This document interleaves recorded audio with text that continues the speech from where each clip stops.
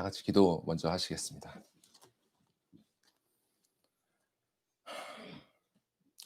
사랑과 은혜가 충만하신 아버지 하나님, 이 시간 모든 것을 주님께 의탁드리옵나이다. 전하는 자의 입술과 듣는 분들의 귀와 우리 모두의 마음을 주님께 올려드리오니, 주님, 한 성령으로 우리 가운데 역사하셔서 주님께서 들려주시고자 하시는 그 온전한 말씀만이 이 시간 선포되고 들려지고 마음에 새겨지게 하여 주시옵소서. 감사드리며 예수님의 이름으로 기도드리옵나이다. 아멘. 예.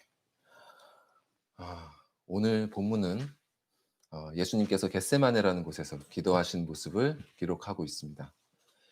이 내용은 거의 동일하게 마태복음과 누가복음에도 기록이 되어 있고, 또 예수님과 제자들이 이 장소에 가셨음을 요한복음도 기록하고 있습니다. 이 본문은 아주 여러 가지 면에서 특별한 본문인데요. 먼저 이곳에는 예수님께서 돌아가시기 전 마지막으로 하신 일이 기록되어 있습니다.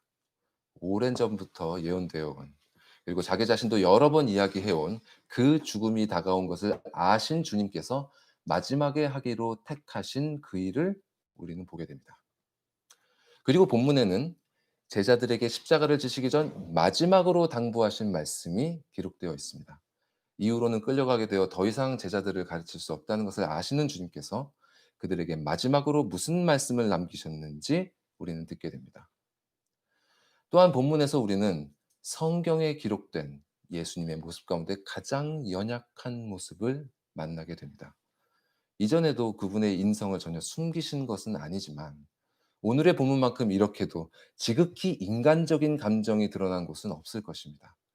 본문을 통해 우리는 십자가라는 결말을 향해 나아가는 예수님께서 어떤 마음으로 이 마지막 고난의 길을 걸으셨는지 알게 됩니다. 말씀드렸다시피 이날은 십자가에 달리신 날 바로 전날이었는데요. 이날에 일어난 일들과 하신 말씀들이 성경에는 아주 풍성하게 기록되어 있습니다. 이날 제자들과 최후의 만찬을 하셨고, 그 와중에 제자들 간에 누가 크냐 하는 언쟁이 있었고, 그런 제자들의 발을 씻기셨고, 또 여러 가지 말씀으로 가르치셨고, 대제사장의 기도라 불리는 요한복음 17장의 기도를 드리셨습니다. 그리고 예수님께서는 이 겟세마네라는 곳에 들어오십니다. 이렇게 이날에 일어난 예수님의 행적과 말씀을 묵상해 보시면 오늘 본문을 이해하는 데 더욱 도움이 되리라 생각합니다. 하지만 오늘은 우리가 읽은 본문에만 집중하겠습니다. 자, 그럼 다 같이 32절을 읽어 보겠습니다. 시작. 그들이 겟세마네라 하는 곳에 이르매 예수께서 제자들에게 이르시되 내가 기도할 동안에 너희는 여기 앉아 있으라 하시고, 이 겟세마네라는 말의 뜻은 올리브 프레스, 즉 올리브 기름을 짜는 틀, 기름을 짜는 곳을 말합니다. 요한은 이곳을 기드론 시내 건너편에 있는 동산이라고 하면서 이곳이 예수께서 제자들과 가끔 모이시는 곳이다라고 설명하고 있습니다. 그리고 요한복음은 이어서 예수를 팔았던 유다도 그곳을 알았다라고 합니다. 즉 외부인들은 모르지만 제자로서 내부인이었던 유다는 알고 있었다. 이를 근거로 혹자는 이곳이 개인의 사유지로서 예수님을 따랐던 익명의 어떤 사람이 예수님께 이 장소를 사용하실 수 있도록 내어드렸다고 추측하기도 합니다. 또한 누가복음은 예수께서 습관을 따라 이곳에 오셨다고 합니다. 이것으로 보아 이 장소는 예수께서 예루살렘 쪽으로 오실 때마다 제자들을 가르치시고 기도하시기 위해 종종 오셨던 곳으로 보입니다. 십자가를 앞둔 예수님께서는 평소처럼 지금 이곳에 기도하러 오셨습니다. 자, 33절 말씀을 읽어볼까요? 시작. 베드로와 야고보와 요한을 데리고 가실새 심히 놀라시며 슬퍼하사. 앞선 구절에 다른 제자들에게는 여기 앉아 있으라 하시고 베드로, 야고보 그리고 요한만 데리고 가십니다. 이 셋을 제외한 나머지 제자들을 남겨두신 이유가 확실히 나오진 않지만 기도하러 가시는 예수님께서 외부인들에 의해 방해받지 않도록 이들을 남겨두신 것이 아닌가 합니다. 그리고 베드로, 야고보, 요한을 따로 데리고 가신 것은 이들이 제자들 중에서도 리더에 속한 이들이었기 때문에 후에 이들이 보고 들은 것을 나머지 제자들에게 전달해 주도록 하기 위해서 그리하신 것이라고 생각이 됩니다. 그런데 여기서 우리는 충격적인 진술을 만나게 되는데요. 이렇게 그들을 데리고 가실새 예수께서 심히 놀라시며 슬퍼하사. 여기서 심히 놀라시며라는 이 원어 단어는 성경 전체에서 이 책 마가복음에만 4번 나오는 단어입니다. 그중 한 번은 제자들과 서기관들이 변론 중인 가운데 예수님이 나타나시자 사람들이 심히 놀랐다라고 묘사하는 부분이고요. 두 번은 죽으신 예수님의 무덤을 찾아간 여인들이 빈 무덤에 앉아 있는 흰옷을 입은 천사를 보고 놀라는 장면에서 사용됩니다. 그러니까 to amaze. 정말 깜짝 놀랐음을 표현하는 단어죠. 성경 전체에서 예수님이 이렇게 심히 놀랐다라고 묘사된 곳은 이 구절밖에 없습니다. 그 한글 성경에는 사실 예수께서 놀랍게 여기셨다 이렇게 표현된 곳이 두 군데 있는데요. 그 뜻은 깜짝 놀라셨다가 아니라 to wonder, to marvel, 즉 "어우 대단하다." 이렇게 감탄하셨다는 뉘앙스로 쓰인 것이기 때문에 원어로는 전혀 다른 단어입니다. 그러니깐 그분이 심하게 깜짝 놀라셨다는 표현은 이것밖에 없습니다. 그런데 여러분, 예수님이 놀라실 수 있습니까? 이 놀란다라는 것은 예상하지 못한 일이 일어났을 때, 알지 못하는 일이 발생했을 때 일어나는 반응이죠. 그런데 그분이 알지 못하시는 일이 있었을까요? 물론 예수님은 성자 하나님으로 원래 전지하시지만 지금 이 본문에서는 아직 인성의 연약함을 입고 계신 상태이시기 때문에 신성의 전지전능함은 그 인성 안에 어느 정도 제한되어 있었을 것입니다. 그럼에도 불구하고 이 시점에 이르기까지 그분은 단 한 번도 무슨 일 때문에 놀라서 이렇게 동요하는 모습을 보이신 적이 없었습니다. 광야에서 사탄 마귀를 만나셨을 때에도, 폭풍과 풍랑 한가운데 계실 때에도, 쇠사슬을 끊어버릴 정도로 힘이 세서 사람들이 두려워하는 귀신 들린 자를 만나실 때도, 심지어 사람들이 둘러싸서 그분을 돌로 쳐 죽이려고 할 때도 그분은 전혀 흔들리지 않으셨습니다. 왜냐하면 그분의 인성의 제한에도 불구하고 그분과 언제나 함께하고 계신 성부 하나님께서 성령 하나님을 통하여 필요한 모든 것을 알려주시고 보이셨기 때문입니다. 그런데 지금 예수님께서는 심히 놀라셨다고 합니다. 그분께 무슨 일이 일어난 것일까요? 말씀을 계속 보겠습니다. 심히 놀라시며 슬퍼하사. 여기서 슬퍼하다라고 번역된 단어는 성경에 단 3번 사용됩니다. 한 번은 빌립보서에서 에바브로디도라는 사람이 자신이 병들었다는 것을 빌립보의 신자들이 알게 되었다는 사실을 듣고 그들이 너무 걱정할까 봐 자신이 오히려 심히 근심했다라고 표현할 때 사용되었고요. 나머지 두 번은 이 겟세마네에서 예수님의 근심과 슬픔을 묘사하는 데 사용됩니다. 예수께서 슬픔을 표현하시는 모습은 성경의 다른 곳에서도 등장합니다. 대표적으로 나사로의 죽음으로 인해 우는 사람들을 보시고 눈물을 흘리셨다는 표현이 요한복음에 나오죠. 그런데 이런 표현들은 자신으로부터 나오는 슬픔이 아니라 사람들에 대하여 불쌍히 여기심, 안타깝게 여기심에서 나오는 표현들입니다. 그래서 한글 성경도 슬퍼하셨다가 아니라 비통히 여기셨다고 번역하고 있는 것입니다. 이 단어들은 전혀 다른 단어들입니다. 여기서 나오는 이 슬퍼하사라고 번역된 단어든 뜻이 괴로운, 두려움을 느끼는, 용기를 잃고 불안해하는 이런 뜻을 가지고 있습니다. 그러니까 예수께서 두려움을 느끼고 용기를 잃고 불안해하셨다. 여러분 이게 무슨 일일까요? 예수님께 무슨 일이 일어나신 것입니까? 그리고 성경은 왜 예수님의 이런 모습을 기록하고 있을까요? 본문 말씀은 여기서 그치지 않습니다. 34절을 읽어봅시다. 34절 시작. 말씀하시되 내 마음이 심히 고민하여 죽게 되었으니 너희는 여기 머물러 깨어 있으라 하시고 내 마음이 심히 고민하여 심히 고민한다는 말은 다른 곳에서는 없고요. 공관복음서에서만 5번이 쓰였는데 그중 4번이 이 겟세마네 기도에 대한 말씀에 등장합니다. 단 한 번의 예외가 헤롯 왕이 원하지 않았음에도 불구하고 세례 요한을 죽여야 하는 상황에 몰렸을 때 등장합니다. 즉 진실로 원하지 않는 상황에 맞닥뜨렸을 때 쓰이는 말이죠.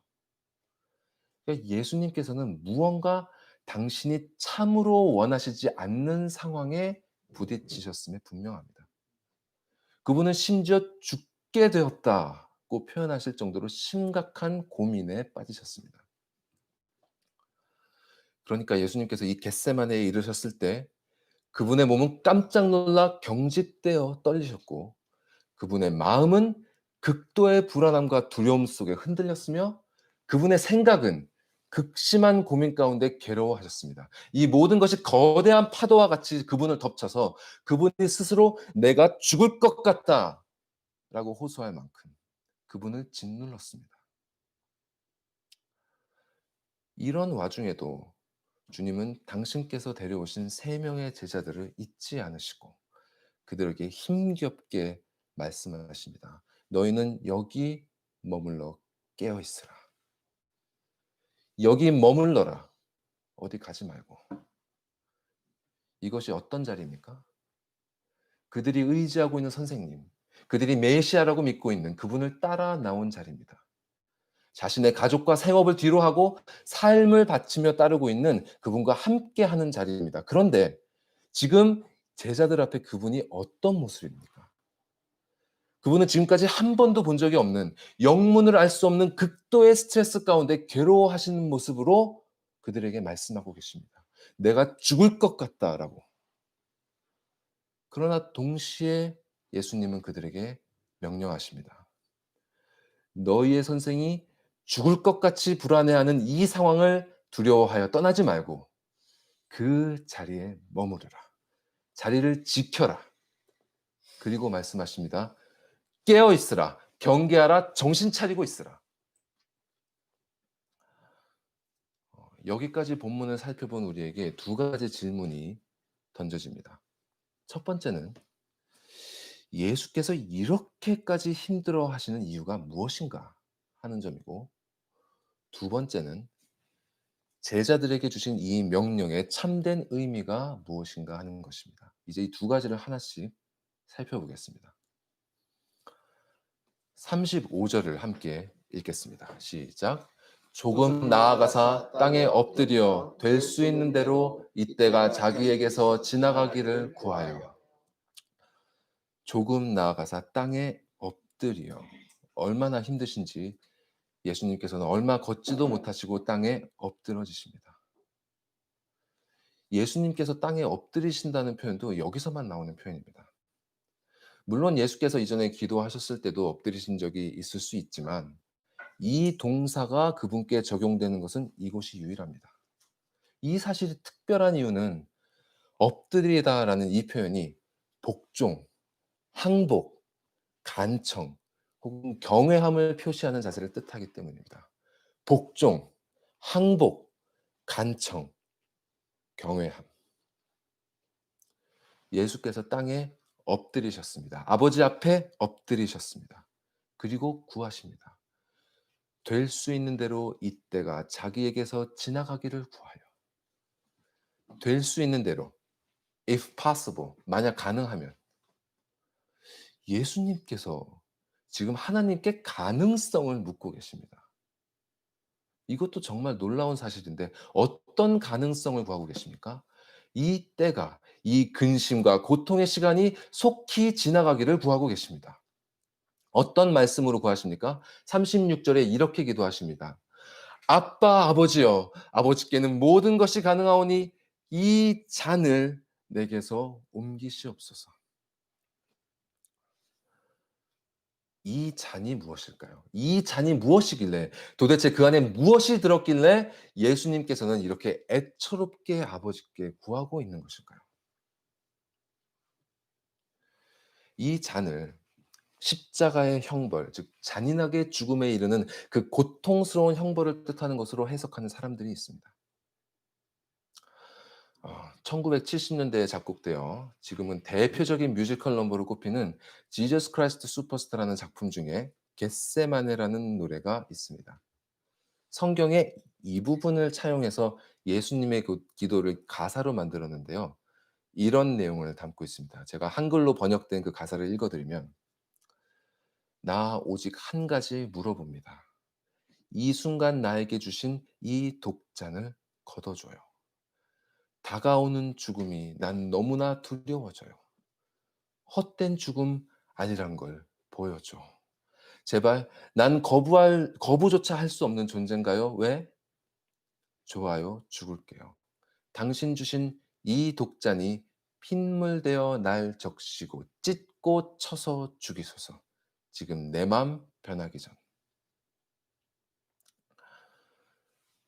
십자가에서 죽는다는 것이 정말로 극심하게 고통스러운 형벌이라는 것은 사실입니다.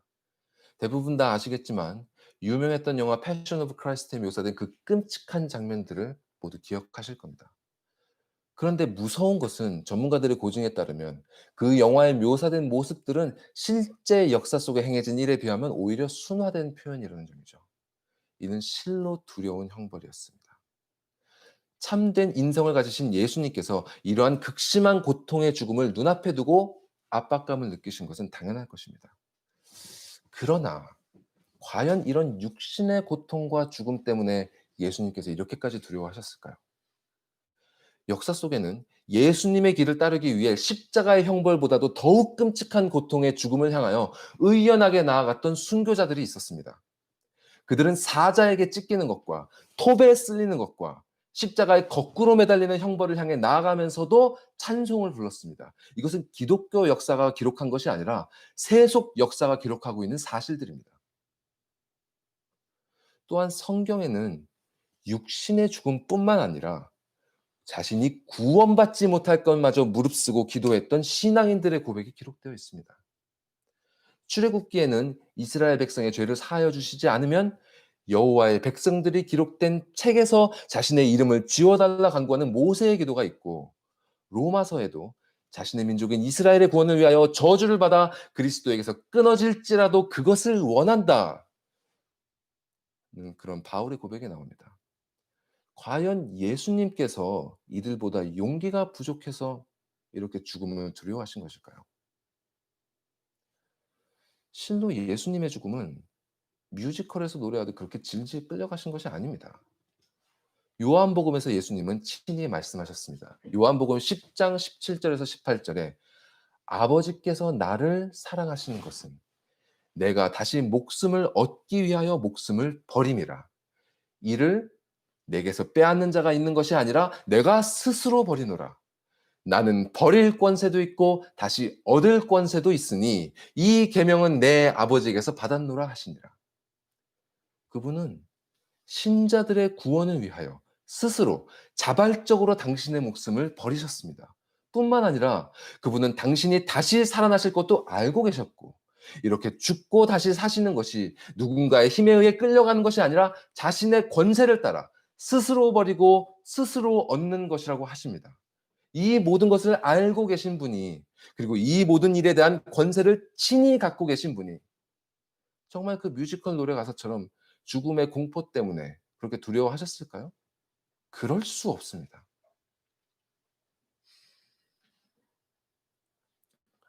이 잔에 담겨 있는 것이 죽음에 대한 공포가 아니라면 무엇일까요? 많은 사람들이 이것을 온 세상의 죄, 즉 지나간 역사 가운데 구원받은 인류가 저지른 모든 죄와 앞으로 올 세대가 저지를 모든 죄들이 가져오는 그 모든 죄책의 무게라고 설명합니다. 여러분 유명한 기독교 고전인 철로역정을 읽어보셨습니까? 요즘에는 아이들도 볼 수 있도록 애니메이션으로도 훌륭하게 제작되었는데요. 못 보신 분들은 꼭 보시길 추천합니다. 거기에 보면 자신의 죄를 짊어지고 순례의 길을 떠나는 크리스천이라는 주인공이 나옵니다. 그의 짐이 처음에는 그리 크지 않다가 이야기가 진행될수록 어느새 점점 불어나 있는 것을 볼 수 있습니다.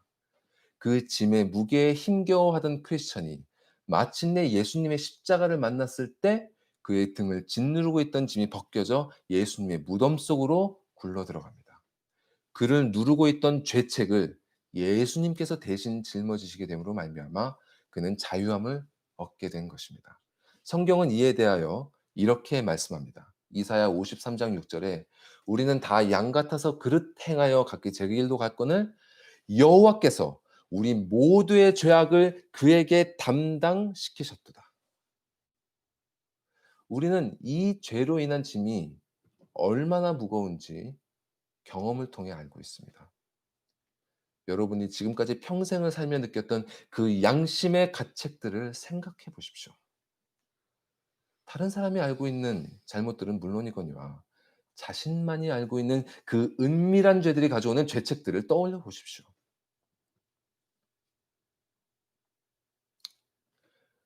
그런 우리와 달리 성경에서는 예수님을 죄를 알지도 못하는 분이라고 말합니다. 죄를 짓기는커녕 죄가 무엇인지 알지도 못하는 순전하신 그분께서 우리가 지은 그 모든 추악한 죄들의 죄책을 대신 지신 것입니다. 우리는 자신이 지은 죄들에 대한 가책만으로도 괴로워합니다. 어떤 이들은 그로 인해 스스로 목숨을 끊기까지 합니다. 그런데 여러분은 자신이 짓지도 않은 죄를, 심지어 아직 존재하지도 않는 사람들이 지은 죄책까지 모두 뒤집어쓰고 죽는 그 고통에 대해 상상할 수 있습니까? 물론 예수님은 하나님으로서 전능하십니다. 이런 면에서 보면 연약한 인성으로 말미암아 제한되어 있긴 하지만 그분이 어떤 영적인 일에 대해서 능력이 모자라기 때문에 힘겨워하신다는 개념은 어색하게 느껴집니다. 그분은 40일 동안의 금식으로 몸과 마음이 모두 지칠 대로 지치신 그 상태에서 악한 영들의 우두머리인 사단의 시험을 능히 이겨내신 분입니다. 그분은 하나님으로서 인간의 몸을 가지시고도 자연 현상들을 초월하시며 사람의 마음을 꿰뚫어 보시며 심지어 죽음의 권세에 결박된 사람마저도 풀어내어 생명으로 불러내시는 능력의 주님이십니다. 육신을 입고도 육신을 뛰어넘는 일을 하신 그분이 인간의 마음을 갖고 계셨다 해서 그것을 초월하지 못하리라 상상하는 것은 어찌 보면 신성모독일 것입니다. 심지어 이 일은 그분이 자발적으로 택하신 일입니다. 그런 일을 그것이 너무 힘겹고 어려운 일이라 하여 예수님께서 이토록 괴로워하신 것일까요? 예수님께서 이 잔을 마시기 어려워하신 이유는 이 일이 너무나 힘들고 어렵다는 어떤 정도의 문제가 아니라 이 일 자체가 갖는 성격 때문입니다. 이 일이 무엇이었습니까? 온 세상의 죄를 짊어지는 것입니다. 세례 요한은 예수님을 보고 "보라 세상 죄를 지고 가는 하나님의 어린 양이로다."라고 말했습니다. 여기서 그분을 어린 양이라고 말한 이유는 그분이 짊어지신 죄로 말미암아 하나님의 진노의 제물이 된다는 뜻입니다. 고린도후서는 하나님께서 죄를 알지도 못하신 예수님을 우리를 대신하여 죄로 삼으셨다고 말씀합니다. 죄 자체가 되신 것입니다. 하나님께서는 죄를 얼마나 싫어하십니까? 성경은 하나님께서 죄를 미워하시며 그의 마음에 싫어하신다라고 표현합니다. 더 나아가 그분은 죄에 대하여 매일 분노하신다라고 말씀합니다. 어제도 오늘도 변함없이 모든 죄는 그분을 지금도 분노케 합니다. 죄는 선하시고 전능하신 하나님을 분노케 합니다. 죄를 알지도 못하신 예수님은 이제 죄 그 자체가 되사 거룩하신 하나님의 분노의 대상이 되셨습니다. 이것이 무엇을 의미할까요? 이것을 우리가 조금이나마 이해하기 위해서는 성부 하나님과 성자 하나님이 원래 어떤 관계셨는지를 알아야 합니다. 제가 이것에 대해서 성경의 표현을 따라 설명드리겠습니다. 먼저 성부와 성자의 관계는 서로를 온전히 아는 유일한 관계였습니다. 마태복음 11장 27절은 이렇게 말씀합니다. 아버지 외에는 아들을 아는 자가 없고 아들과 또 아들의 소원대로 계시를 받는 자 외에는 아버지를 아는 자가 없느니라. 이신전심이란 말이 있죠. 굳이 말을 하지 않아도 마음과 마음으로 서로 뜻이 통한다는 뜻입니다. 이것이 이루어질 때 우리는 참 행복을 느낍니다. 우리는 살면서 이런 교통의 순간을 얼마나 경험합니까? 수십 년을 부대끼면서 사는 부부 사이에서도 여전히 서로를 잘 모르는 것이 우리 인간들 아닙니까? 성부와 성자가 서로를 아시는 것은 인간 사이의 이신전심 따위의 차원을 뛰어넘는 것입니다. 그분들은 시간과 공간의 제약이 없이 영원토록 서로의 가장 깊은 뜻을 완전히 알고 교통하는 분들입니다. 그 기쁨이 얼마나 크겠습니까? 그리고 성부와 성자는 이렇게 서로를 아시는 만큼 완전한 사랑과 순종을 주고받는 관계입니다. 요한복음은 아버지께서 아들을 사랑하사 자기의 행하시는 것을 다 아들에게 보이신다. 그리고 아들은 아버지가 하시는 일을 보지 않고는 아무것도 스스로 할 수 없다고까지 말씀하셨습니다. 이렇게 그저 서로의 뜻을 알고 사랑하며 순종할 뿐만 아니라 성자 하나님은 성부 하나님의 말씀 자체이신 분으로 묘사됩니다. 요한복음 1장 1절은 예수님을 이렇게 표현합니다. 태초에 말씀이 계시니라 이 말씀이 하나님과 함께 계셨으니 이 말씀은 곧 하나님이시니라. 예수님은 그분의 뜻을 아실 뿐만 아니라 그 뜻의 말씀 자체이신 분이십니다. 그렇기 때문에 성경은 그분을 본 자는 곧 아버지를 보았다고까지 말씀하는 것입니다. 이렇게 사랑과 순종으로 완전하게 연합된 성부와 성자의 관계는 이 세상 만물이 창조되기 전 영원전부터 이어진 완벽한 사랑의 관계입니다. 이 겟세마네에 오시기 직전에 요한복음 17장에서 예수님은 아버지께 이렇게 기도하십니다. 아버지께서 창세전부터 나를 사랑하심으로 내게 주신 나의 영광을 저희로 보게 하시기를 원하옵나이다. 이렇게 이 두 분의 관계는 우리로서는 도저히 상상할 수 없을 만큼 연합되어 계십니다. 그렇다고 이 두 분이 어떤 구별도 없는 하나라고 생각해서는 안 됩니다. 아예 하나라면 교통한다라고 말할 수는 없죠. 성부와 성자 사이에는 분명한 구별이 있습니다. 하지만 이 두 분은 그런 구별 가운데서도 완전한 사랑의 연합을 이루고 계십니다. 하나님께서는 우리가 이를 이해할 수 있도록 우리 눈높이에 맞추사 아버지와 아들의 관계로 이를 계시하셨습니다. 여기서 오해하지 말아야 할 것은 이 아버지와 아들이란 개념이 인간 아버지와 자식 간의 관계로부터 나온 개념이 아니라는 사실입니다. 사람은 태어날 때부터 아버지가 되진 않습니다. 그는 삶의 어느 순간 아버지가 되고 그 아버지됨은 죽음으로 말미암아 종료되죠. 아들은 아들로서 태어나지만 아버지의 죽음으로 말미암아 아들로서 아버지에 대한 관계는 사라집니다. 그러나 성부 하나님께서는 영원전부터 아버지로서 존재하셨고 영원히 아버지가 되십니다. 성자 하나님께서도 영원전부터 아들로서 존재하셨고 영원히 아들이 되십니다. 즉 이 두 분의 관계는 완전한 아버지와 아들의 관계의 원형이 됩니다. 그리고 이 두 분이 나누시는 서로에 대한 완전한 이해와 사랑과 순종의 관계가 바로 인간의 아버지와 아들, 곧 부모와 자식의 관계가 나아가야 할 궁극적인 모습입니다. 이는 부모 자식 간뿐만이 아니라 부부 간이나 친구 간의 관계에서도 마찬가지입니다. 성부, 성자, 성령의 완전한 사랑의 연합은 모든 인간관계의 원형이자 지향점입니다. 죄로 물든 우리로서는 이런 관계를 상상조차 할 수 없습니다. 그저 자신이 가장 사랑한다고 하는 배우자, 부모님, 자식, 그리고 친구에 대한 마음을 떠올리면서 그저 헤아려 볼 뿐입니다.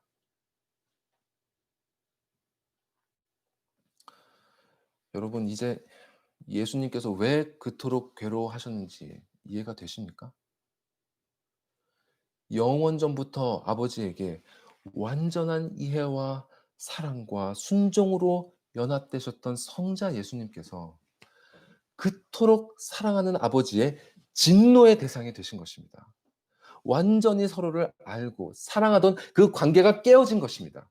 이것이 무슨 의미일까요? 여기서 우리는 예수님의 인성을 주목할 필요가 있습니다. 예수님의 인성. 예수님은 인간이 되셨지만 우리처럼 죄로 오염되지 않은 완전한 인성을 갖고 계셨습니다. 성경이 말하는 완전한 인성은요, 어떤 것이냐면 곧 하나님을 완전히 의지하는 것으로 표현됩니다. 이것이 완전한 인성입니다. 시편 14편에서 말씀하시기를 여호와께서 찾으시는 인생은 지각이 있어 하나님을 찾는 인생이라 하셨습니다. 이렇게 하나님을 찾는 것은 곧 하나님을 믿는 것, 하나님을 신앙하는 것이라고 말씀드린 바 있습니다. 그리고 이것이 바로 성경이 말씀하는 궁극적인 선입니다. 하나님을 찾는 것, 하나님을 믿는 것, 하나님을 신앙하는 것. 예수님께서는 완전한 인간으로서 이렇게 완전히 아버지를 의지하고 계셨습니다. 이것이 바로 연약한 인성을 가지신 예수님께서 그 어떤 어려움에 부딪히더라도 이겨내실 수 있었던 힘이었고, 또한 완전한 인간으로서 그분이 가지신 선한 본성이었습니다. 완전히 선하신 그분은 이렇게 완전한 선을 이 땅에서 행하고 계셨습니다. 그런데 지금 겟세마네에서 무슨 일이 일어났습니까? 이렇게 예수님의 완전한 인간으로서의 선한 본성이 아버지로부터 거절당했습니다. 요한복음에 따르면 방금 전까지 우리의 대제사장으로서 아버지께 영광스러운 기도를 올려드렸던 예수님은 겟세마네에 이르러 그분의 선한 본성을 따라 아버지께 손을 내밀었으나 아버지께서는 아들의 그 간곡히 내미는 손을 거절하셨습니다. 그분의 간청이 거절되었을 뿐만 아니라 이제 그분은 아버지께서 마음으로 미워하시는 죄 자체로 여김을 받았고 그토록 사랑하는 아버지의 저주가 되셨습니다. 갈라디아서 3장 13절은 말씀합니다. 그리스도께서 우리를 위하여 저주를 받은 바 되사. 그분은 이제 하나님의 거룩하고 영원한 진노의 대상이 되셨습니다. 삼위일체 하나님의 완전하고도 영원한 사랑의 관계 속에서 완벽하게 연합되어 있던 성부와 성자의 관계는 겟세마네에 이르러 그리스도의 인성 안에서 끊어지고 말았습니다. 이것이 바로 이 잔이 가지고 있는 무서운 의미입니다. 그 앞에서 예수님조차 심히 놀라고 슬퍼하시며 죽을 것 같이 괴로워하실 수밖에 없었습니다. 이것이 얼마나 힘들었는지 누가복음에서는 천사가 나타나 예수님을 도왔다고 말씀합니다. 그럼에도 불구하고 기도하는 예수님께서 흘리는 땀이 핏방울같이 되었다고 기록하고 있는 것입니다. 아마 아버지 하나님께서 천사를 보내 그분을 돕지 않으셨다면 이 연약한 인성을 가지신 예수님은 십자가에 달리시기도 전에 돌아가셨을지도 모르겠습니다. 예수님은 이 순간 영원전부터 사랑하셨던 아버지를 잃으셨습니다. 혹시 이런 생각이 드신 분들이 계실지 모르겠습니다. 그저 무덤 속에 3일도 안 되는 시간을 머물러 있을 뿐인데 그 사실을 알고 있으면서도 이렇게 힘들어할 필요가 있었을까? 이런 생각이 드시는 분들은 예수님께서 맞닥뜨린 이 진노가 조금의 타협도 허용하지 않는 전지전능하신 하나님의 완전한 진노이심을 상기하시기 바랍니다. 사실 우리는 이런 형벌이 어떤 것인지 잘 모릅니다.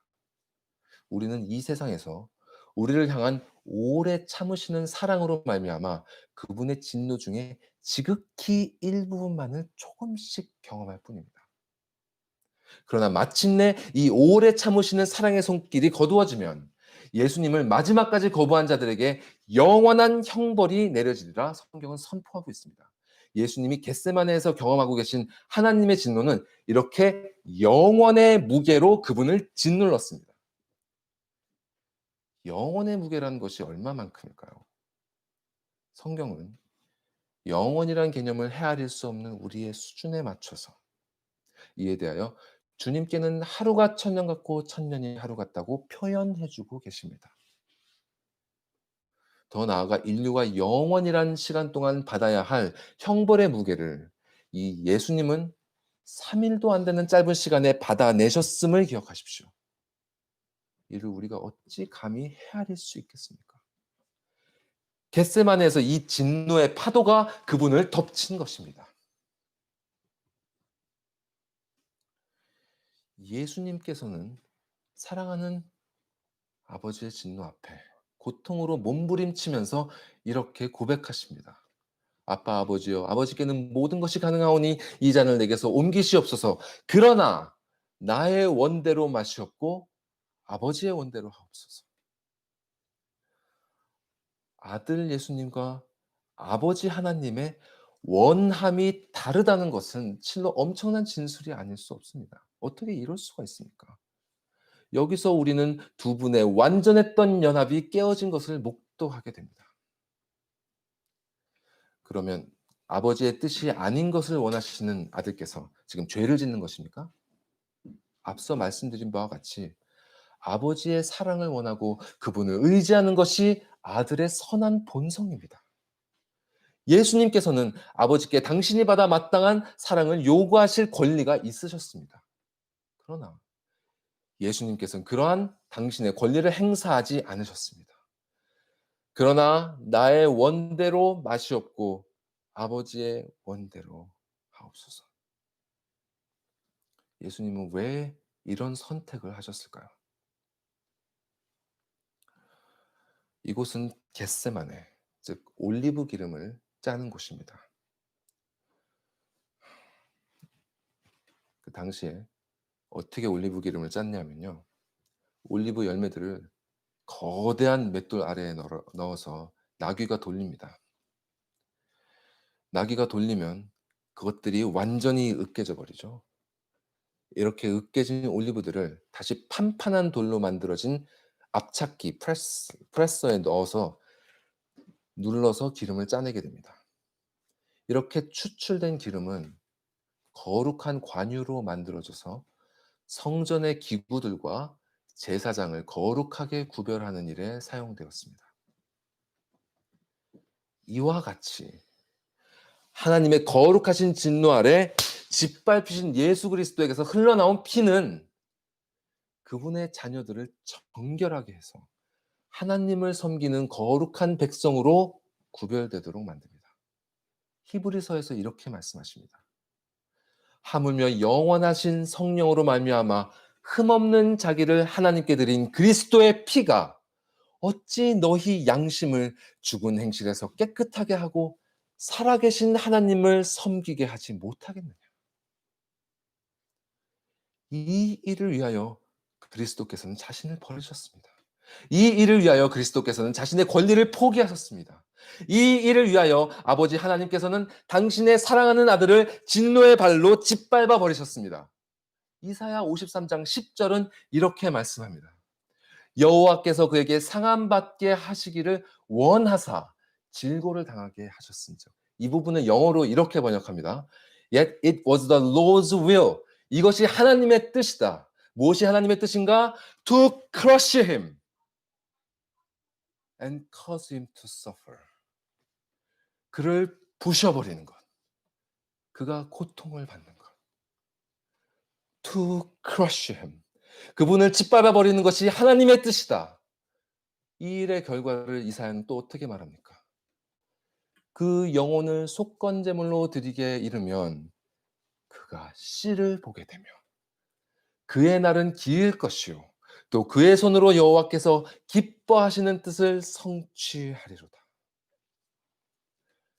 그분이 제물이 되어 피를 흘리심으로 말미암아 우리가 그분의 씨, 그분의 자녀가 됩니다.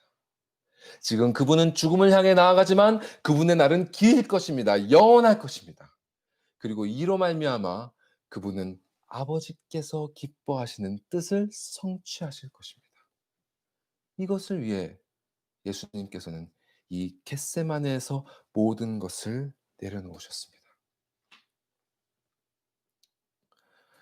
이렇게 엄청난 일을 감당하고 계신 와중에도 우리 주님은 당신의 사랑하는 제자들을 잊지 않으시고 기도 중에 제자들을 살피러 돌아오셨습니다. 우리 본문으로 돌아가서 같이 37, 38절을 같이 읽겠습니다. 37, 38절 시작. 돌아오사 제자들이 자는 것을 보시고 베드로에게 말씀하시되 시몬아 자느냐 내가 한 시간도 깨어 있을 수 없더냐 시험에 들지 않게 깨어 있어 기도하라. 마음에는 원이로되 육신이 약하도다 하시고. 예수께서 이런 일을 겪고 계시는데 제자들은 지금 무엇을 하고 있습니까? 자고 있습니다. 분명히 그분께서 여기 머물러 깨어 있으라 말씀하셨는데 지금 이들은 자고 있습니다. 지금 여러분은 어떻습니까? 주님 앞에 깨어 계십니까? 주님의 명령을 다시 기억해 봅시다. 기도하시기에 앞서 예수님께서는 여기 머물러 깨어 있으라 말씀하셨습니다. 그리고 다시 돌아오사 말씀하십니다. 시험에 들지 않게 깨어 있어 기도하라. 이 말씀을 정리하면 이렇습니다. 여기에 머물러 시험에 들지 않게 깨어 있어 기도하라. 그리고 이것이 예수님께서 겟세마네에서 친히 보이신 모범이었습니다. 그분은 여기에 머물러 계셨습니다. 겟세마네. 그분을 짓누르는 아버지의 진노의 자리를 피하지 않고 그 아래에 머무셨습니다. 그분이 가장 사랑하고 의지했던 분이 이제는 그 손길을 거두셨음에도 그분의 뜻을 이루기 위해 자신의 원이 아닌 그분의 원을 이루기 위해 머물러 계셨습니다. 주께서 인도하신 여러분의 삶의 자리에 무슨 일이 닥쳐오더라도 피하지 마십시오. 그 자리에 머무르십시오. 여러분이 의지하고 계신 모든 것이 사라지더라도 움직이지 마십시오. 모든 것이 사라지더라도 우리에게는 우리를 붙잡고 계신 가장 든든한 구원자의 손이 있습니다. 아버지의 크신 팔이 있습니다. 예수님께서 우리를 위해 모든 것을 감당하고 계십니다. 심히 놀라고 두렵고 해결되지 않는 고민들 가운데 죽을 것 같은 고통이 엄습하더라도 내면의 망상과 쾌락으로 도망가지 마십시오. 외적으로 오락과 유흥 혹은 일에 몰두함이나 관계에 대한 집착으로 도망가지 마십시오. 오직 예수님처럼 그 자리에 머물러 주님 앞에 엎드려 주시기 바랍니다. 그분은 이곳에 머물러 시험에 들지 않게 깨어 계셨습니다. 이곳 겟세마네는 요한복음의 동산이라고 묘사되고 있는데요. 저는 이 대목에서 다시금 창세기를 떠올리지 않을 수 없었습니다. 최초의 동산, 에덴 동산. 그곳에서 인류에게 첫 시험이 닥쳤습니다. 뱀으로부터, 사단으로부터. 겟세마네는 시험의 장소입니다. 예수님조차 아버지의 뜻을 거슬러 당신의 정당하고도 선한 권리를 구하고자 하셨습니다. 그러나 예수님은 곧바로 단호하게 덧붙이셨습니다. 그러나 나의 원대로 마시옵고 아버지의 원대로 하옵소서. 우리의 연약한 인간성은 이 부분을 잘 감당하지 못합니다. 우리의 힘으로는 어떤 시험도 이겨낼 수 없습니다. 예수님의 수제자여 자신만반했던 베드로가 한 시간도 깨어있지 못했을 뿐만 아니라 자신이 맹세한 지 하루도 지나지 않아 주님을 3번이나 부인하고 말았습니다. 우리가 이런 존재임을 인정하십시오. 자비로우신 우리 주님은 이러한 우리의 약함을 너무나 잘 알고 계십니다. 우리가 마음에는 원이지만 육신이 약함을 알고 계십니다. 40절에서도 말씀하시듯이 우리 눈이 심히 피곤한 줄을 주님은 알고 계십니다. 피를 쏟는 기도를 하시고 다시 돌아오신 예수님은 또다시 자고 있는 제자들을 깨우셨습니다. 그리고 일어난 제자들이 그 민망함에 아무런 말도 못하고 있을 때 그들을 책망하지 않으시고 다시 기도의 자리로 돌아가 깨어 기도하셨습니다. 이것이 십자가를 지시기 전 제자들에게 주신 그분의 마지막 가르침이었습니다. 이것이 죽음을 눈앞에 둔 그분이 마지막으로 행하신 일이며 우리에게 보이신 모습입니다. 여러분, 그분의 사랑을 기억하십시오. 성령의 도움을 구하시며 말씀 가운데 그리스도를 찾으십시오. 그 사랑을 맛보십시오. 우리가 말씀을 읽는 이유는 다른 이유가 아닙니다. 말씀 속에 가득히 들어차 있는 그리스도를 찾기 위해서입니다. 그분을 말씀 속에서 그분을 찾으셔야 됩니다. 그리고 그분처럼 그 자리에 머물러 깨어 기도하시되 그분의 모범대로 기도하시기 바랍니다. 나의 원대로 마시옵고 아버지의 원대로 하옵소서. 이것이 하나님께서 만드신 이 아름다운 동산. 그러나 이제는 말할 수 없는 고통과 시험의 땅, 겟세마네에서 드릴 우리의 기도인 줄 믿습니다. 다 같이 기도하시겠습니다.